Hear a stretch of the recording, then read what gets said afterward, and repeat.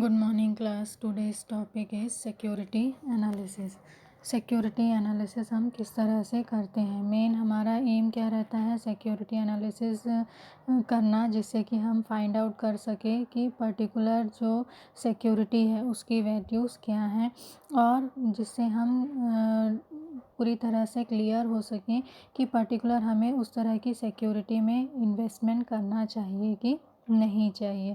क्योंकि अलग अलग तरह की सिक्योरिटी होती है और उसकी अलग अलग कंडीशन होती है। फॉर एग्ज़ाम्पल जो उनका मार्केट प्राइस है, जो कभी ओवर प्राइस होता है, कभी अंडर प्राइस होता है। तो इन सारी कंडीशन के अकॉर्डिंग हमको क्या लेना पड़ता है, राइट इन्वेस्टमेंट डिसीजन लेना पड़ता है, जिससे कि कहीं पे किसी तरह की कोई प्रॉब्लम क्रिएट ना हो और जो हम रिस्क ले रहे हैं उसके अकॉर्डिंग हमको रिटर्न क्या मिले, सही तरीके से मिले, उसमें किसी तरह का चेंजेस ना हो। तो इस तरह की कंडीशन का एनालिसिस करने के लिए ही मेनली हम क्या करते हैं, सिक्योरिटी एनालिसिस का पूरा कंडीशन एनालिसिस करते हैं कि पर्टिकुलर किस तरह से सिक्योरिटी का एनालिसिस करें कि हमें किसी भी तरह का कहीं पे भी कोई नुकसान नहीं हो और जो हम अर्निंग चाहते थे वो कंडीशन हमको अवेलेबल हो, और फ्यूचर में जो रेट मिल रहा है उस टाइम के अकॉर्डिंग वो वहाँ पे सही बैठे, किसी तरह की कोई प्रॉब्लम उसमें क्रिएट ना हो। तो इसके अकॉर्डिंग सिक्योरिटी जो एनालिसिस हम करते हैं या इवैल्यूएशन हम करते हैं उसको मेनली 3 बेस पे करते हैं। फर्स्ट होता है फंडामेंटल एनालिसिस, सेकंड होता है टेक्निकल एनालिसिस, और थर्ड होता है एफिशिएंट मार्केट थ्योरी। मींस इन 3 कंडीशन के बेसिस पे हम एनालिसिस करते हैं कि पर्टिकुलर जो भी आपका सिक्योरिटी है, किसी भी तरह की चाहे वो सिक्योरिटी हो, उस पे आप इन्वेस्ट करना चाहते हैं या नहीं चाहते हैं, इसका डिसीजन आप इन 3 एनालिसिस के थ्रू आसानी से ले सकते हैं। अब इसमें हम सबसे पहले समझेंगे फंडामेंटल एनालिसिस को। फंडामेंटल एनालिसिस क्या होता है, जनरली इसमें हम क्या करते हैं, डिफरेंट टाइप के जो सिक्योरिटीज़ होते हैं उनका एनालिसिस करते हैं कि पर्टिकुलर कौन सी सिक्योरिटी हमारे लिए सही रहेगी और किस में हमको इन्वेस्टमेंट करना चाहिए। जैसे कि जो अलग अलग तरह की सिक्योरिटीज़ होती हैं उसमें आता है आपका real estates, bond, debenture, equity share, fix deposit, gold, jewellery etcetera. अब आपको डिसाइड करना है कि पर्टिकुलर आपको इन्वेस्टमेंट किस तरह की सिक्योरिटी में करना है। तो इसके लिए आप क्या करते हैं, अलग अलग फंडामेंटल एनालिसिस करते हैं। फंडामेंटल एनालिसिस के थ्रू हम ये एनालिसिस करते हैं कि पर्टिकुलर जो कंडीशन है आपकी इकोनॉमी की, आपके इंडस्ट्री की, आपके कंपनी की, वो किस तरह से है। फॉर एग्ज़ाम्पल जैसे जो कंपनी है उसकी इकोनॉमिक कंडीशन कैसी है, मीन्स बूमिंग है, इनकम कैसा हो रहा है, राइज़ हो रहा है, डिमांड क्या राइज़ हो रहा है, कंपनी की जो कंडीशन है वो कैसी है, इंडस्ट्रियल ग्रोथ कैसा है। हर एक फैक्टर का हम एनालिसिस किसके अंदर करते हैं, फंडामेंटल एनालिसिस के थ्रू हम करते हैं। फॉर जो कॉरपोरेट सेक्टर है उसके एनालिसिस के लिए, मींस जो बेटर परफॉर्मेंस कर रहे हैं उन कॉरपोरेट सेक्टर का एनालिसिस करने के लिए मेनली जो नीचे पॉइंट्स दिए हैं हम क्या करते हैं, उस पे फोकस करते हैं। सबसे पहले तो हम मॉनसून पे फोकस करते हैं कि करंट ईयर में मॉनसून का बिहेवियर कैसा है। सेकंड है एग्रीकल्चर सेक्टर का परफॉर्मेंस कैसा है, economic system of the country क्या है, monetary policy of the government क्या है, ट्रेंड इन मनी सप्लाई क्या होगी, द बिज़नेस साइकिल, मीन्स जो भी बिज़नेस में या जिस भी कंपनी में हम इन्वेस्ट कर रहे हैं उसका साइकिल किस तरीके का चल रहा है, the economic and political stability. ये अलग अलग डिफरेंट कंडीशन है जिसके थ्रू हम क्या करते हैं, टोटली जो भी कंडीशन है फर्म की, इंडस्ट्री की और कंट्री की इकोनॉमिक कंडीशन की, उन सारे परफॉर्मेंस का सही सही एनालिसिस करते हैं। मींस जो इकोनॉमी है वो कैसी है, बूम की कंडीशन में है, डिप्रेशन में है, रिसेशन की कंडीशन में है, इन सारी चीज़ों का हम क्या करते हैं, एनालिसिस करते हैं। फिर मेन फैक्टर जो है जैसे कि जो पॉलिसीज़ हैं गवर्नमेंट लाती है वो क्या है, टैक्सेशन पॉलिसीज़ क्या क्या हैं, क्या क्या बेनिफिट गवर्नमेंट हमको दे रही है, फाइनेंशियल सपोर्ट हमको कैसे मिल रहा है, ये सारी चीज़ें टोटली क्या करती हैं, डिपेंड करती हैं कि हम जो इन्वेस्टमेंट कर रहे हैं पर्टिकुलर उसके लिए जो इंडस्ट्री जो कंपनी हम सेलेक्ट कर रहे हैं वो सही रहेगी कि नहीं रहेगी।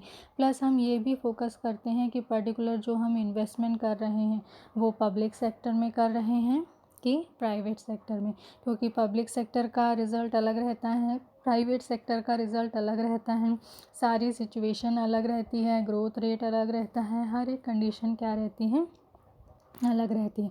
तो टोटली जो कॉर्पोरेट परफॉर्मेंस है उसके इन्फ्लुएंस के अकॉर्डिंग हम पर्टिकुलर डिसाइड करते हैं कि हमें किस तरह का सिक्योरिटी जो है वो चूज़ करना है। और ये सारे क्या है मेथड है सिक्योरिटी एनालिसिस के। तो सिक्योरिटी एनालिसिस के जो मेन मेथड है फंडामेंटल एनालिसिस, टेक्निकल एनालिसिस और एफिशिएंट मार्केट थ्योरी। उसमें से सबसे पहले हम किसको समझ रहे हैं, फंडामेंटल एनालिसिस। फंडामेंटल एनालिसिस में भी 3 कंडीशन होती है। फर्स्ट होती है इकोनॉमिक एनालिसिस, सेकंड होती है इंडस्ट्रियल एनालिसिस और थर्ड होती है कंपनी एनालिसिस। मींस जब हम फंडामेंटल एनालिसिस करते हैं तो इन तीनों कंडीशन का टोटली एनालिसिस करते हैं। फर्स्ट इकोनॉमिक एनालिसिस, फिर इंडस्ट्री एनालिसिस और लास्ट में कंपनी एनालिसिस करते हैं, जैसा कि आपको इस पिक्चर में क्लियर दिख रहा है। अब हम सबसे पहले समझेंगे इकोनॉमिक एनालिसिस क्या है और इकोनॉमिक एनालिसिस के थ्रू हम कैसे समझ सकते हैं कि पर्टिकुलर हमें किस तरह का इन्वेस्टमेंट में किस तरह की सिक्योरिटी में इन्वेस्टमेंट करना चाहिए। सबसे पहले तो हमको क्लाइमेट पे फोकस करना पड़ेगा। मींस जो इन्वेस्टमेंट हम कर रहे हैं उसके अकॉर्डिंग इकोनॉमिक कंडीशन कैसी है। मींस जो ग्रॉस नेशनल प्रोडक्ट है वो उसकी कंडीशन क्या है, जो ग्रॉस नेशनल प्रोडक्ट का प्रेजेंट कंडीशन है उसके अकॉर्डिंग हम डिसाइड करते हैं कि जीडीपी क्या कितनी होगी, जीएनपी कितनी होगी। इन सारी चीज़ों का प्रॉपर हम मेजरमेंट करते हैं और फिर ये डिसाइड करते हैं कि पर्टिकुलर इसके अकॉर्डिंग इन्वेस्टमेंट रेट करना या कहाँ पे करना सही होगा और कहाँ की सिक्योरिटी ख़रीदने से हमको ज़्यादा से ज़्यादा बेनिफिट मिलेगा। ये सारी चीज़ों का हम एनालिसिस क्या करते हैं, कंटिन्यूएशन में करते हैं, जिससे कि हमको सही तरीके से एनालिसिस हो कि एक्चुअल में जो कंट्री की इकोनॉमिक कंडीशन है उसके अकॉर्डिंग कौन सी सिक्योरिटी ख़रीदना हमारे लिए ज़्यादा से ज़्यादा सही होगा। क्योंकि हमको इन्वेस्टमेंट करना है और इन्वेस्टमेंट एक बार कर दिए तो फिर उसमें से वापस आना थोड़ा मुश्किल होता है। इसलिए जब हम इन्वेस्टमेंट करते हैं तो सोच समझ के इन्वेस्टमेंट करते हैं, जिससे कि जो रिज़ल्ट है वो ज़्यादा से ज़्यादा हमारे लिए क्या हो, बेनिफिशियल हो और कहीं पे हमको इसमें किसी तरह की कोई दिक्कत ना हो। मींस जो भी रिटर्न है वो कैसा हो, हमको उस टाइम के अकॉर्डिंग ज़्यादा से ज़्यादा अच्छी कंडीशन में मिले। अब ये टोटली डिपेंड करता है इकोनॉमिक ग्रोथ में कि जो इंडस्ट्रियल डेवलपमेंट है वो किस स्टेज पे है। इंडस्ट्रियल डेवलपमेंट की कंडीशन के अकॉर्डिंग डिसाइड होता है कि पर्टिकुलर जो करंट में इकोनॉमिक कंडीशन है कंट्री की वो कैसी है। फॉर एग्ज़ाम्पल जैसे यहाँ पे आपको पिक्चर दिया है, यहाँ पे आपको दिया है रेंज ऑफ इंडस्ट्री और साइकिल ऑफ ग्रोथ। मीन्स अलग अलग तरह की इंडस्ट्री हैं और उनकी ग्रोथ साइकिल आपको दिखाई है। कोई भी इंडस्ट्री की 3 ग्रोथ साइकिल होती है, 4 ग्रोथ कंडीशन होती है। फर्स्ट होती है फास्टर ग्रोविंग। मीन्स जब इंडस्ट्री नई नई शुरू होती है तो वो फास्टली तेज़ी से आगे बढ़ती हैं। फिर कंटिन्यूशन में एक नॉर्मल ग्रोथ होते ही रहता है। फिर उसके बाद एक कंडीशन में आ जाता है आपका स्टैंडिंग कंडीशन। मीन्स वहाँ पे आप स्टेबल रहते हैं, किसी तरह का कोई चेंज नहीं होता है और आप ज़्यादा से ज़्यादा प्रॉफिट क्या करते हैं, अर्न करते हैं। फॉर एग्ज़ाम्पल जो ये कंडीशन है वो सबसे हाई लेवल की कंडीशन है। मीन्स आप सबसे ज़्यादा इस कंडीशन में क्या कर रहे हैं, प्रॉफिट अर्न करना है। आपका मार्केट भी बहुत अच्छे से फैला हुआ है, किसी तरह की कोई दिक्कत नहीं है। फिर उसके बाद आपका आता है डिक्लाइन वाली कंडीशन। मीन्स अब आपका जो बिज़नेस है वो कहाँ जा रहा है, नीचे की तरफ। मीन्स अब लोगों को उसका ऑप्शन कुछ और मिल गया है, नए तरीके की चीज़ मिल गई है और अब वो पुरानी चीज़ों को छोड़ना चाहते हैं। तो ये टोटली अलग अलग जो कंपनी है या इंडस्ट्री है उसकी क्या होती है, ग्रोथ रेट होती है। कि एक टाइम फास्ट उसमें आगे बढ़ती है, फिर ग्रोथ थोड़ा स्टेबल होता है, फिर एक कंडीशन आता है जब टोटली सब स्टेबल होता है, प्रॉफिट हाई लेवल पे होता है, फिर आपकी डिक्लाइन वाली कंडीशन शुरू हो जाती है।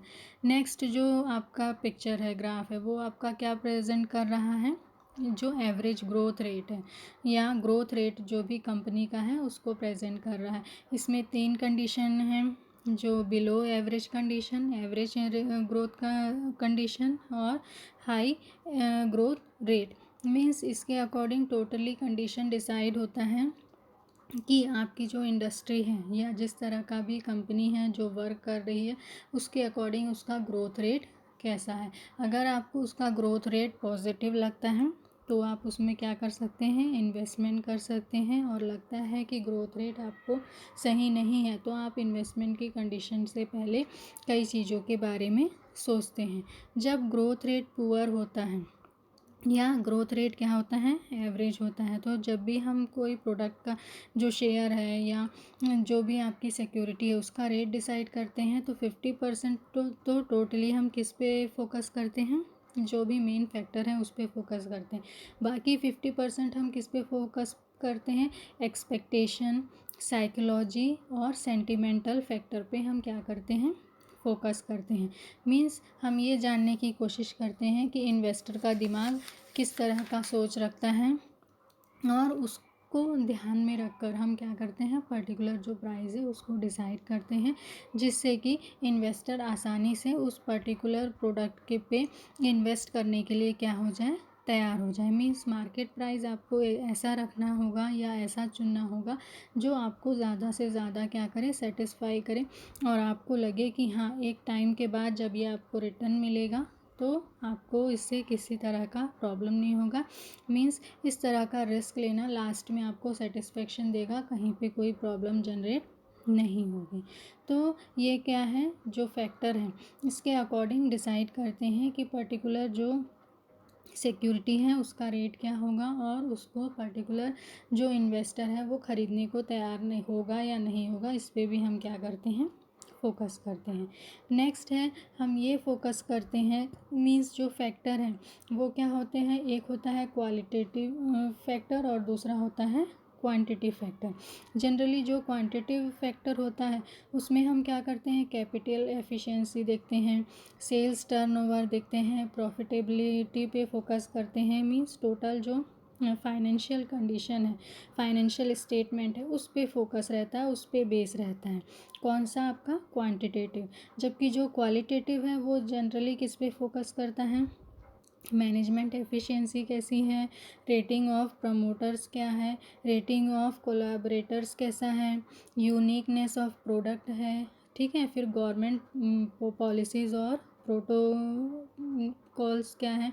ये सारी चीज़ें टोटली किस में आती है, क्वालिटेटिव फैक्टर में आती हैं। और ये दोनों के बेसिस पे मेनली हम क्या करते हैं, किसी सिक्योरिटी के लिए एनालिसिस करते हैं कि पर्टिकुलर उस सिक्योरिटी में हमको इन्वेस्टमेंट करना चाहिए या नहीं चाहिए। तो ये क्या है, मेन बेस है जिसके थ्रू हम क्या करते हैं, डिसाइड करते हैं या पर्टिकुलर एक कंडीशन में पहुंचते हैं कि उस प्रोडक्ट में या उस कंपनी में हमको क्या करना चाहिए, इन्वेस्टमेंट करना चाहिए या नहीं करना चाहिए। मीन्स उस पर्टिकुलर कंपनी के स्टॉक या शेयर हमको परचेस करनी चाहिए या उसके अकॉर्डिंग जो रिज़ल्ट हम चाहते हैं वो हमको मिलेगा नहीं मिलेगा। ये सारी चीज़ों का हम क्या करते हैं, आसानी से एनालिसिस कर पाते हैं। खासकर जब भी हम इन्वेस्टमेंट करते हैं तो हम क्या करते हैं, इस तरह के कंपनीज़ में इन्वेस्टमेंट करने की कोशिश करते हैं जिसकी सारी कंडीशन, मीन्स प्रोडक्ट हमको समझ में आता है, टेक्निक हमको समझ में आता है, हर एक चीज़ हमको क्या होती है, समझ आती है।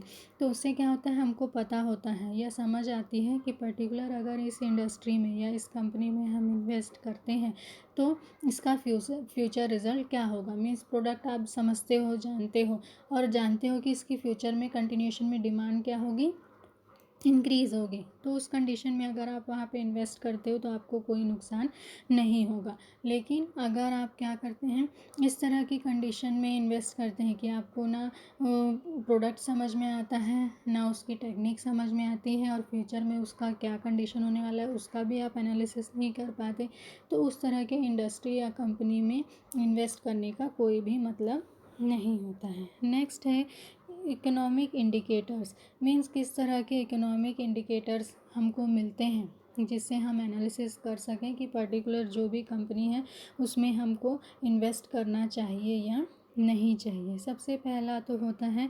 जो लीडिंग इंडिकेटर होते हैं, वो होते हैं आपका कि average weekly hour of production of worker. Means manufacturing जो होती है वीकली कितने आवर होती है। फिर उसके बाद claim for unemployment insurance, manufacturers new order, कितना न्यू ऑर्डर आता है।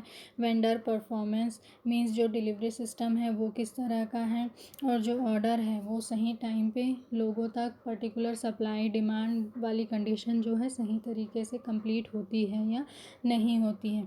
मनी सप्लाई की कंडीशन कैसी है, ठीक है। फिर उसके बाद जो मटेरियल प्राइस है उसमें चेंजेस के कितने चांसेस रहते हैं। स्टॉक प्राइस, मीन्स जो भी कॉमन प्राइस है उसमें चेंजेस होता है या वो किस लेवल में एक कंडीशन में फिक्स रहती है।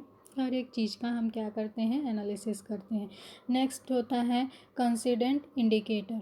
मीन्स इंडस्ट्रियल प्रोडक्शन क्या है, मैन्युफैक्चरिंग एंड ट्रेड सेल कैसा है, personal income less transfer payment, ये सब कंडीशन का हम क्या करते हैं, टोटली एनालिसिस करते हैं। फिर उसके बाद एग्रीकल्चर सेक्टर का और नॉन एग्रीकल्चर सेक्टर का भी टोटली जो एम्प्लॉयज़ पे रोल है उससे रिलेटेड सारे कंडीशन का भी हम एनालिसिस करते हैं।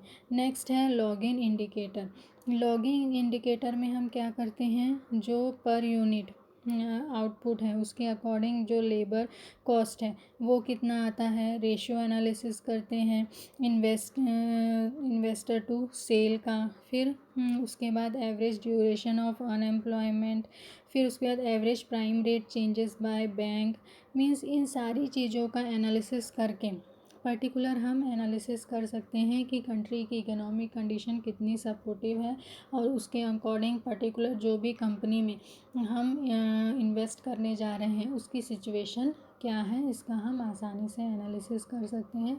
और उसके थ्रू सारी चीज़ें समझ कर अगर हम पर्टिकुलर सिक्योरिटी में इन्वेस्ट करते हैं तो हमको उसमें क्या रहता है, रिस्क कम रहता है और रिटर्न क्या रहता है, ज़्यादा रहता है। नेक्स्ट है सिग्निफिकेंस किसके, इकोनॉमिक इंडिकेटर्स के। पहला तो इससे हमको पता चलता है कि इकोनॉमिक कंडीशन कैसी है और उसके अकॉर्डिंग जो कंपनी है या इंडस्ट्री है उसका कंटिन्यूएशन में कितना ग्रोथ होने वाला है, ठीक है। मीन्स अभी की कंडीशन में वो कैसी है, फास्टर ग्रोथ की कंडीशन में है, क्योंकि जब कोई बिज़नेस न्यू शुरू होता है और उसका ब्रांड फेमस होने लगता है तो फिर वो जल्दी से क्या करती है, तेज़ी से ग्रोथ करती है। मीन्स उस समय उसका ग्रोथ कैसा होता है, फास्टर होता है, क्योंकि जो फिक्स्ड कंडीशन होती है, फैक्टर होते हैं वो क्या रहते हैं, हम ज़्यादा से ज़्यादा यूज़ करते हैं और इसलिए हमारा कॉस्ट क्या होता जाता है, लेस होते जाता है। तो उस बेनिफिशियल के कारण शुरू में इनका ग्रोथ कैसा होता है, कंटिन्यूएशन में तेज़ी से होता है। फिर एक कंडीशन आती है स्टेबल हो जाती है, फिर उसके अकॉर्डिंग हम एनालिसिस करते हैं कि इस कंडीशन में आपका इन्वेस्टमेंट फेवरेबल होगा या नहीं होगा, क्योंकि कुछ समय बाद वो किस में आ जाएगी, डिक्लाइन वाली कंडीशन में आ जाएगी। तो इस तरह से टोटल जो भी कंडीशन है उसके अकॉर्डिंग एनालिसिस करना कि इकोनॉमिक सिचुएशन के अकॉर्डिंग जो इंडस्ट्रियल परफॉर्मेंस है वो कैसा हो रहा है, जीएनपी रेट और बाकी सारी कंडीशन का भी टोटली क्या करना, एनालिसिस करना, जिससे कि क्लियर हो कि economic growth stability particular year में या आने वाले ईयर में किस तरीके की रहेगी। इसके थ्रू हम एनालिसिस कर सकते हैं किसका, स्टॉक मार्केट का, और पर्टिकुलर जहाँ भी इन्वेस्ट करना है उन सारी कंडीशन का हम एनालिसिस कर सकते हैं। अब नेक्स्ट है आपका इंडस्ट्रियल एनालिसिस। 3 कंडीशन बताई थी, इकोनॉमिक, इंडस्ट्रियल और कंपनी। तो इकोनॉमिक हो गया, अब सेकंड है इंडस्ट्रियल एनालिसिस। इंडस्ट्रियल एनालिसिस में हम जनरली क्या करते हैं, एनालिसिस करते हैं ग्रुप ऑफ फर्म का। अब ये ग्रुप ऑफ फर्म क्या होती हैं, छोटी बड़ी हर तरह की वो कंपनीज़ होती हैं जो एक ही तरह का क्या करते हैं, प्रोडक्ट बनाते हैं। तो उनका जो ग्रुप होता है उसको हम क्या बोलते हैं, इंडस्ट्री बोलते हैं। मीन्स फर्म अलग होती है और इंडस्ट्री क्या होती है, अलग होती है। फर्म वो जगह होती है जहाँ पे पर्टिकुलर हम क्या करते हैं, प्रोडक्ट को बनाने का काम करते हैं। मीन्स वहाँ पे मैन्युफैक्चरिंग का काम होता है, ठीक है। जबकि जो इंडस्ट्री है वो क्या होती है, इन छोटे बड़े सभी तरह के फर्म के ग्रुप को हम क्या बोलते हैं, इंडस्ट्री बोलते हैं। तो हम टोटली क्या करते हैं, किसका एनालिसिस करते हैं, इंडस्ट्री का एनालिसिस करते हैं। फॉर एग्ज़ाम्पल जैसे क्लॉथ इंडस्ट्री, क्लॉथ इंडस्ट्री में हर तरह के वो क्लॉथ आते हैं जो आप क्या करते हैं, वियर करते हैं। क्योंकि सबके बनाने का मेथड लगभग क्या होता है, सेम होता है, थोड़ा बहुत डिफरेंस होता है, लेकिन जो प्रोडक्ट बन के आता है वो टोटली कैसा रहता है, एक ही यूज़ के लिए होता है। तो उसको हम क्या बोलते हैं, क्लॉथ इंडस्ट्री बोलते हैं। इसी तरह के अलग अलग इंडस्ट्रीज़ होते हैं, मोबाइल इंडस्ट्रीज़ होती हैं और इलेक्ट्रॉनिक इंडस्ट्रीज़ होती हैं, अलग अलग तरह की इंडस्ट्रीज़ होती हैं।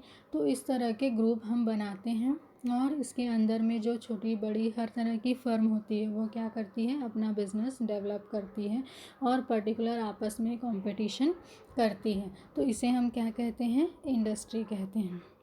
इसमें मेन कंडीशन होती है होमोजीनियस प्रोडक्ट, मीन्स मिलते जुलते प्रोडक्ट होते हैं। कॉमन रॉ मटेरियल भी लगभग कॉमन होता है।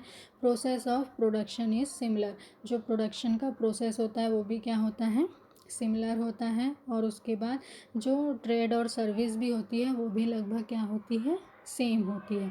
तो जहाँ पे ये सारी चीज़ें सेम होती है उसे ही हम क्या कहते हैं, इंडस्ट्री कहते हैं।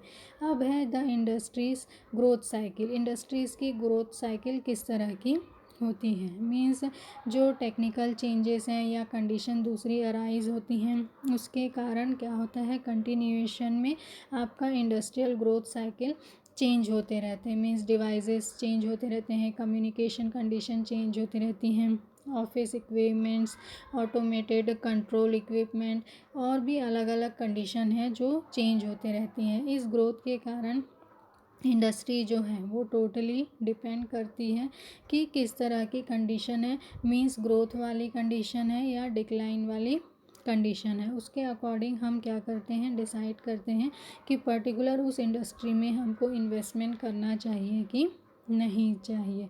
तो जनरली जो इंडस्ट्री है वो इकोनॉमिक कंडीशन के अकॉर्डिंग कंट्री में अपनी सिचुएशन को क्या करती है, प्रेजेंट करती है और क्लियर करती है कि कंटिन्यूएशन में उस तरह के प्रोडक्ट की डिमांड बनी हुई है कि उसकी कंडीशन क्या हो रही है, ख़त्म हो रही है। इसमें भी मेनली 3 स्टेज होते हैं, पियोनियरिंग स्टेज, एक्सपेंशन स्टेज और स्टेग्नेशन स्टेज। सबसे पहले हम समझेंगे पियोनियरिंग स्टेज। इसमें क्या होता है, जो प्रोडक्ट रहता है वो टोटली कैसा रहता है, डिमांड में रहता है, बहुत ज़्यादा पुराना नहीं रहता है। और इसमें क्या रहता है, जो कंपटीशन भी है वो बहुत ज़्यादा रहता है। प्रॉफिट भी इसमें लार्ज अमाउंट में मिलता है। फर्म जो भी इस तरह का प्रोडक्ट बनाती है उसको कंपटीशन भी साथ में फेस करना पड़ता है, लेकिन कंटिन्यूएशन में उसको मार्केट भी मिलता जाता है। प्राइस भी पहले से उनको पता होता है तो उसी के आसपास उनका भी प्राइस रहता है। क्वालिटी वाइज, प्रोडक्ट वाइज सारी चीज़ें लगभग क्या रहती हैं, सेम रहती हैं। कहीं पे किसी तरह की बहुत ज़्यादा दिक्कत नहीं होती अगर आप सारी चीज़ों को प्रॉपर वे पे हैंडल करें। तो आप कंटिन्यूएशन में अपने फर्म को क्या कर सकते हैं, डेवलप करते जा सकते हैं। और जब फर्म उस कंटिन्यूएशन में डेवलप होते जाती है तो वो इंडस्ट्री कंटिन्यूएशन में कैसे रहती है, ग्रोथ में रहती है, कहीं किसी तरह की प्रॉब्लम नहीं होती। तो जब ग्रोथ स्टेज पे होती है तो उस कंडीशन में हमें पता है कि वो ग्रोथ कंडीशन में है, मीन्स अगर इसमें हम इन्वेस्टमेंट करेंगे तो कंटिन्यूएशन में कुछ साल तक और इसका ग्रोथ ऐसे ही चलते रहेगा और जब तक हमको रिटर्न अमाउंट मिलेगा तब तक इसका ग्रोथ कैसा रहेगा, हाई लेवल पे रहेगा। तो हमको रिटर्न भी कैसे मिलेंगे, अच्छे मिलेंगे। तो इस कंडीशन में किया गया जो भी इन्वेस्टमेंट है वो आगे जाके आपको क्या देता है, फ़ायदा देता है। एक्सपेंशन स्टेज क्या है, वो कंडीशन जहाँ पे क्या होता है, जो प्रोडक्ट है वो पियोनियर स्टेज से थोड़ा ऊपर आ जाता है, मीन्स स्टेबल कंडीशन में आ जाता है, प्राइस उसका फिक्स रहता है, कहीं पे कोई दिक्कत नहीं होता, और जो प्रॉफिट होता है वो कैसा होता है, हाई लेवल पे होता है। तो इसमें भी आप इन्वेस्ट कर सकते हैं, लेकिन जब आपको पता रहे कि ये जो एक्सपेंशन स्टेज है वो कंटिन्यूएशन में बहुत लंबे समय तक चलने वाला है, तो आप इसमें इन्वेस्ट करें। अदरवाइज़ आपको लगता है कि कुछ समय बाद ही जो आपकी थर्ड कंडीशन है, स्टेग्नेशन स्टेज, वो आ जाएगा, तो उस कंडीशन में उसमें इन्वेस्ट मत करें। लास्ट है द स्टेग्नेशन स्टेज। इसमें क्या होता है, ग्रोथ साइकिल ऑफ इंडस्ट्री जो है वो क्या हो जाती है, स्लो डाउन हो जाती है। मीन्स पर्टिकुलर उस इंडस्ट्री में प्रोड्यूस होने वाले प्रोडक्ट की डिमांड क्या होने लगती है, कम होने लगती है। मीन्स अब या तो उनको अपनी फर्म बंद करनी पड़ेगी, या फिर उस प्रोडक्ट में इस तरह के चेंजेस करने पड़ेंगे जिससे कि वो टोटली न्यू प्रोडक्ट बन जाए और मार्केट में फिर से उसकी डिमांड नए सिरे से इंक्रीज़ होनी शुरू हो जाए। तो उस लेवल में वो क्या होगा, कंटिन्यूएशन में आगे बढ़ेगा, अदरवाइज़ वो फर्म या इंडस्ट्री टोटली क्या हो जाएगी, बंद हो जाएगी। ये टोटली डिपेंड करता है कि जो इंडस्ट्री है और उससे रिलेटेड जो फर्म है वो किस तरह से अवेयर होके एक साथ मिलके अपने प्रोडक्ट को संभालते हैं। तो इस तरह के जनरली ये क्या होती है, चेंजेस की कंडीशन होती है। तो इस कंडीशन में जनरली हम इन्वेस्टमेंट करने से पहले हमको ध्यान रखना है कि ये चेंजेस की कंडीशन है, तो उसको फिर ध्यान में रख के आप इन्वेस्टमेंट कर सकते हैं। तो ये क्या है, अलग अलग कंडीशन है जिसके थ्रू हम क्या करते हैं, जो भी आपकी कंडीशन है उसका प्रॉपर एनालिसिस करते हैं कि इंडस्ट्रियल जो ग्रोथ है वो किस स्टेज पे है, उसके अकॉर्डिंग हमको पर्टिकुलर उस तरह की इंडस्ट्री में इन्वेस्टमेंट करना चाहिए या नहीं चाहिए। तो कॉम्पिटिटिव पोजीशन में भी इंडस्ट्री क्या होती है, डिक्लाइन कंडीशन में हो सकती है और कई बार अच्छी कंडीशन में भी हो सकती है। ये सब टोटली डिपेंड करता है कि जो चेंजेस हैं वो किस कंडीशन में है। मीन्स जो लेबर कॉस्ट है उस पर डिपेंड करता है, changes in social habit, changes in government regulation और इम्प्रूव्ड टेक्नोलॉजी, इन सारी चीज़ों के कारण क्या होता है, इंडस्ट्रियल चेंजेस कंटिन्यूएशन में होते रहते हैं। और जो पुराने प्रोडक्ट हैं जो ग्रोथ स्टेज क्लियर कर चुके हैं वो किस में आने लगते हैं, डिक्लाइन वाली कंडीशन में आने लगते हैं। तो इस तरह से इंडस्ट्री सेकंड कंडीशन है। पहला क्या था, हम इकोनॉमिक एनालिसिस करते हैं, दूसरा हम क्या करते हैं, इंडस्ट्रियल एनालिसिस करते हैं, और थर्ड हम एनालिसिस करते हैं कंपनी का, जो हम पढ़ेंगे नेक्स्ट वीडियो में। ये क्या है, फंडामेंटल के 3 कंडीशन जिसके थ्रू हम एनालिसिस करके ये डिसाइड करते हैं कि पर्टिकुलर जो भी इंडस्ट्री है या जो भी फर्म है उससे रिलेटेड जो भी सिक्योरिटी है उस पर हमको इन्वेस्ट करना चाहिए या नहीं चाहिए। Thank you.